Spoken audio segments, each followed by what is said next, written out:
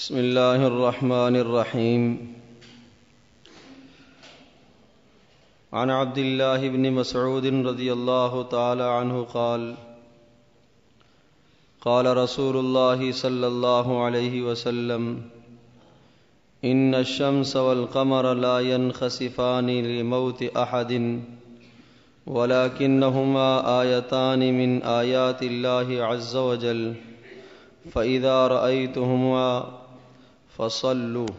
او کما قال علیہ الصلاۃ والسلام۔ نبی اکرم صلی اللہ علیہ وسلم نے ارشاد فرمایا کہ بے شک چاند اور سورج جب بے نور ہو جاتے ہیں، انہیں گرہن ہو جاتا ہے،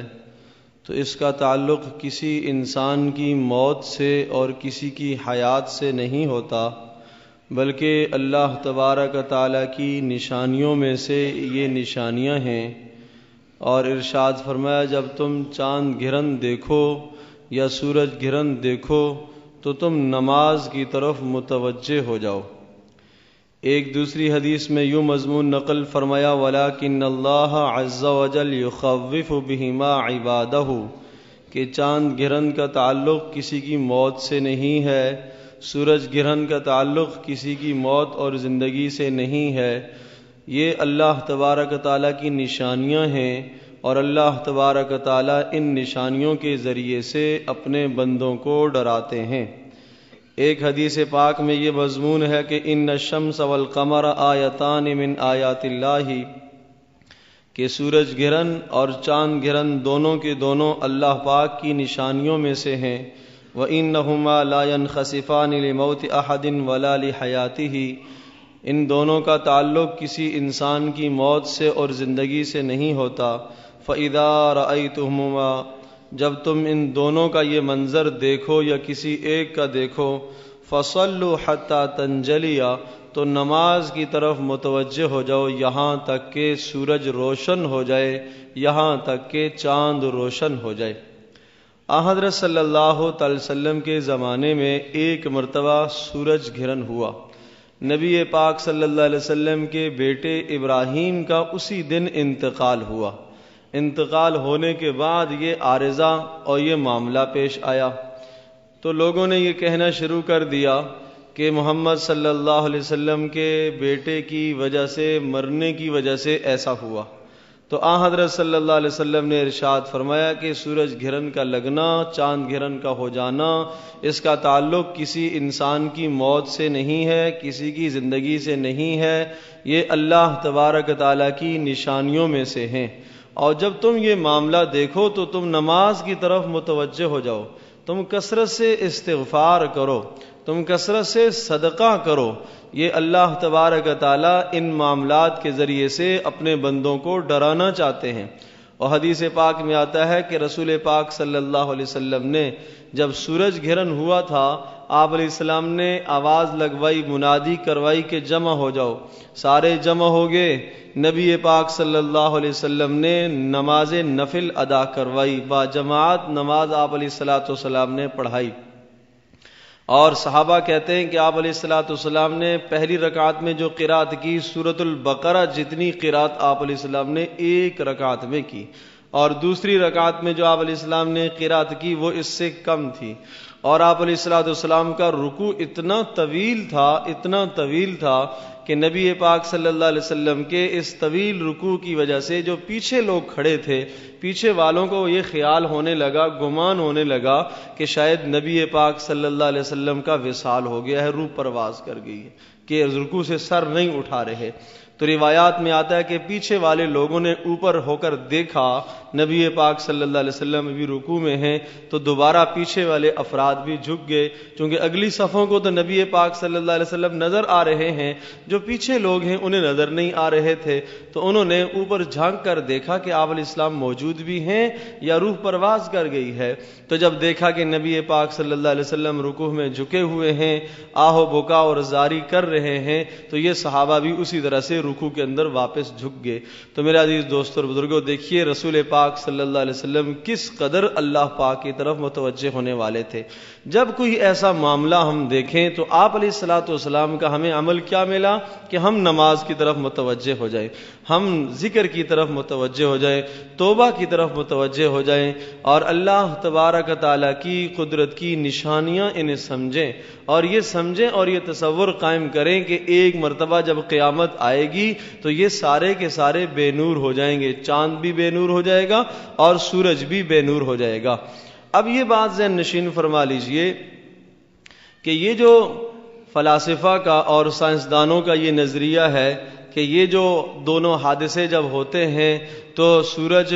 اور چاند اور زمین تینوں کے تینوں چونکہ ایک ہی مدار میں چکر لگا رہے ہیں، گردش کر رہے ہیں، اور اللہ تبارک تعالیٰ کا نظام ہے کہ یہ ساری چیزیں، تمام ستارے، سیارے، کل فی فلک یسبحون، قرآن کہتا ہے کہ ہر ایک چکر لگا رہا ہے، ہر ایک اپنے مدار میں اللہ پاک کی قدرت اور اللہ پاک کے ارادے سے وہ گھوم رہا ہے۔ تو یہ جو نظریہ ہے کہ چاند بیچ میں حائل ہو جاتا ہے، زمین بیچ میں حائل ہو جاتی ہے، تو قرآن اس نظریے کی تردید نہیں کرتا بلکہ اس کی تائید ہوتی ہے۔ آپ علیہ الصلوۃ والسلام کا مسجد کی طرف بھاگنا، آپ علیہ الصلوۃ والسلام کا نماز کی طرف متوجہ ہونا کیوں تھا؟ ذرا غور فرمائیں تو یہ بات سمجھنا آسان ہو جاتی ہے کہ ہر چیز کی اپنی اپنی کشش ہے۔ آپ جانتے ہیں چاند کی اپنی کشش ہے، زمین کی اپنی کشش ہے، سورج کی اپنی کشش ہے۔ تو جب چاند کو گھرن ہوتا ہے اور چاند بے نور ہو جاتا ہے تو ہم یہ کہتے ہیں کہ زمین اب چاند اور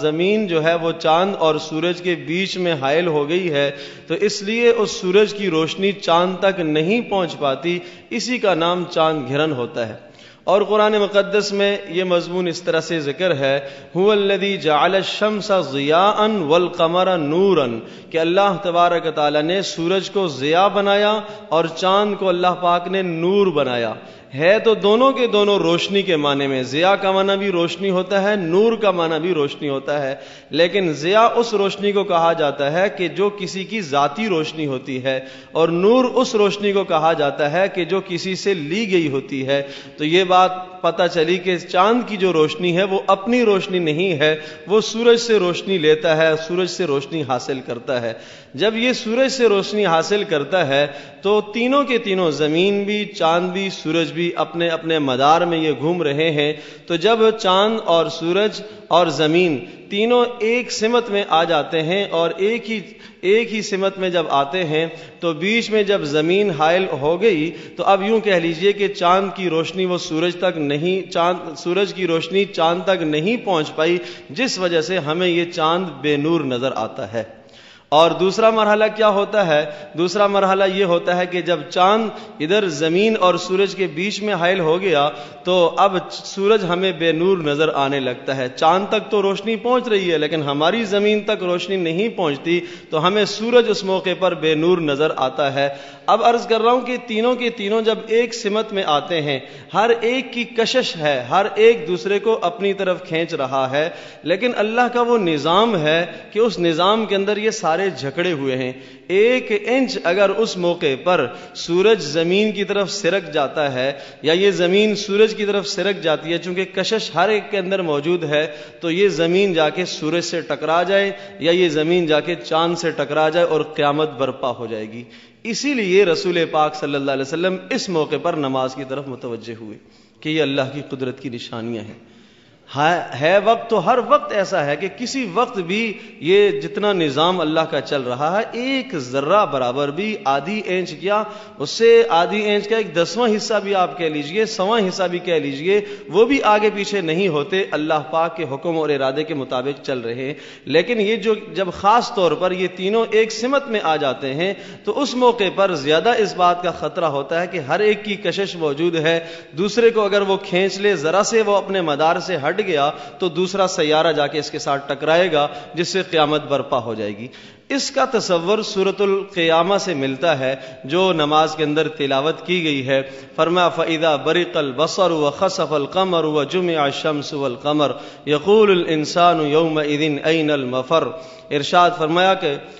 اذا خسف القمر، جب یہ سورج بے نور ہو جائے گا، چاند بے نور ہو جائے گا، جمع الشمس والقمر، سورج اور چاند کو دونوں کو ایک جگہ پر جمع کر دیا جائے گا، اور وہ جمع کرنے کا مطلب یہی ہوگا کہ دونوں آپس میں ٹکرا جائیں گے۔ خسوف پہلے ہوگا، سورج قیامت سے پہلے چاند گھرن ہو جائے گا، سورج گھرن ہو جائے گا، اور یہ سارا نظام آپس میں ٹکرا جائے گا۔ اسی ٹکرانے کا نام قیامت کا قائم ہونا ہے، اور وہ ٹکرائے گا تو حدیث پاک میں جیسا کہ آتا ہے، قرآن کی آیت میں آتا ہے وَتَكُونُ الْجِبَالُ كَالْعِهْنِ الْمَنْفُوشِ، اور اس ٹکرانے کا دھماکہ یا زوردار ایسی کشش اور ایسی آواز کہ اس آواز سے ایسے دھماکے پیدا ہوں گے کہ جس کی وجہ سے یہ پہاڑ ریزہ ریزہ ہو جائیں گے۔ سور بھی پھونکی جائے گی، وہ ایک الگ مرحلہ ہے، لیکن سارا نظام جو چلتا چلاتا نظام ہے یہ دھرم برم ہو جائے گا۔ اسی لیے رسول پاک صلی اللہ علیہ وسلم نے جب یہ نشانی دیکھی فوراً نماز کی طرف متوجہ ہوئے، استغفار کی طرف متوجہ ہوئے، توبہ کی طرف متوجہ ہوئے۔ تو میرے عزیز دوستو اور بزرگوں، ہمیں اور آپ کو بھی اس موقع پر اللہ پاک کی طرف متوجہ ہونا چاہیے۔ قرآن کہتا ہے وَجُمِعَ الشَّمْسُ وَالْقَمَرُ، جب قیامت آئے گی سورج چاند کو ایک جگہ جمع کر دیا جائے گا۔ یقول الانسان یومئذ این المفر، چاند دیکھے گا وہ بھی بے نور پڑا ہے، سورج کو دیکھے گا وہ بھی بے نور ہے، تو آدمی کہے گا این المفر، اب بھاگ کر کہاں جاؤں، کہاں جاؤں۔ ینبأ الانسان یومئذ بما قدم واخر، اس دن اس انسان کو پتہ چلے گا کہ اس نے آج کیا اعمال کیے ہیں۔ فرمایا الی ربک یومئذ المستقر، رب کی طرف ہی بھاگنا ہے، رب کے علاوہ کوئی جائے پناہ نہیں ہے، کوئی جائے پناہ نہیں ہے۔ لیکن حدیث پاک میں آتا ہے کہ جب وہ قیامت کا حادثہ ایسا ہوگا کہ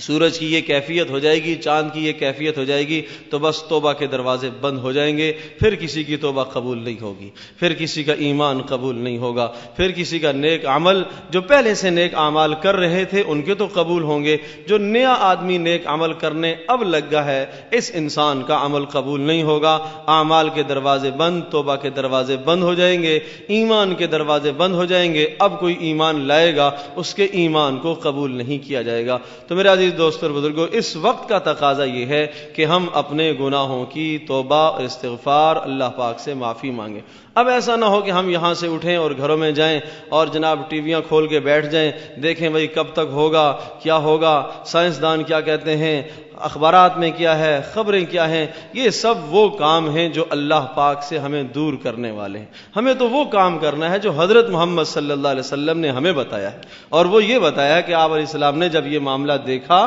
تو فوراً نماز کی طرف متوجہ ہوئے، استغفار کی طرف متوجہ ہوئے، اللہ پاک کی طرف آپ علیہ السلام نے رجوع کیا۔ تو رسول پاک صلی اللہ علیہ وسلم کے اس عمل سے ہمیں بھی یہی ثبوت ملتا ہے۔ آخری بات وہ یہ کہ آپ علیہ السلام جب سورج گرہن ہوا تھا تو اس موقع پر آپ علیہ السلام نے اجتماعی نماز پڑھی تھی، آپ علیہ السلام نے نماز پڑھائی تھی، لیکن چاند گرہن کے موقع پر نبی پاک صلی اللہ علیہ وسلم سے اجتماعی نماز ثابت نہیں ہے، انفرادی اعمال ثابت ہیں۔ ہر ایک آدمی اپنے طور پر صلاۃ توبہ پڑھے، صلاۃ استغفار پڑھے، گھروں میں بھی جا کے اس کا اہتمام کریں، مستورات سے بھی کہیے، بچوں سے بھی کہیے، سب اللہ پاک کی طرف متوجہ ہوں۔ اور وہ خواتین کے جو ایام کی وجہ سے نماز نہیں پڑھ پاتی ہیں تو وہ اس موقع پر توبہ اور استغفار کریں۔ اللہ تبارک و تعالی ہم سب کے لیے عمل کرنا آسان فرمائے۔